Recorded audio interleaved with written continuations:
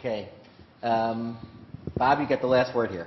Well, we've seen this movie before. It was called Carter, and then it was called Clinton. And I think Obama has the potential to be a better president than either of them, but there needs to be a progressive, loyal opposition. And it's a shame that that's the case. He hasn't even been inaugurated yet. Also, Obama has the power to define.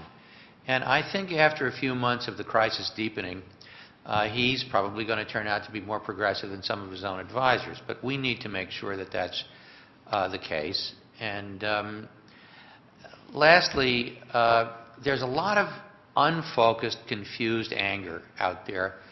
And it's the job of leadership to help interpret the anger. Coming over here during the whole debate about TARP, it was a situation that just cried out for leadership. And I hope Obama will be that kind of a leader. The labor movement can be that kind of a leader. The consumer movement can be that kind of a leader. The progressive movement generally can help focus and interpret what's going on here, so it isn't seen as Washington versus the country, and so that good government policy can actually be seen as part of the solution. I think we'll get into some of these other specifics, such as executive compensation in more detail. Private equity, very simple.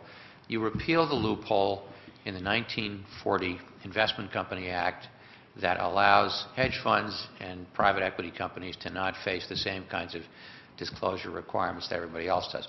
Warren Buffett, for all intents and purposes, is a private equity company, but he chooses to run his show like a publicly traded company. He makes all the disclosures, and it doesn't prevent him from being the most successful investor on Wall Street. There's a huge amount of mythology about what's privileged information, what's proprietary, what are trade secrets, and our job is to debunk so much of the mythology that has led the Republic to this pass.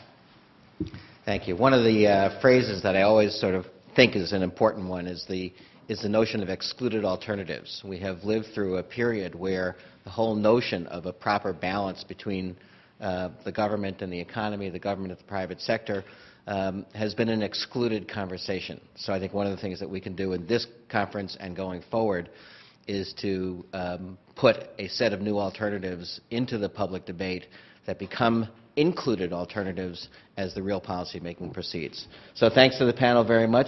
Terrific explanations.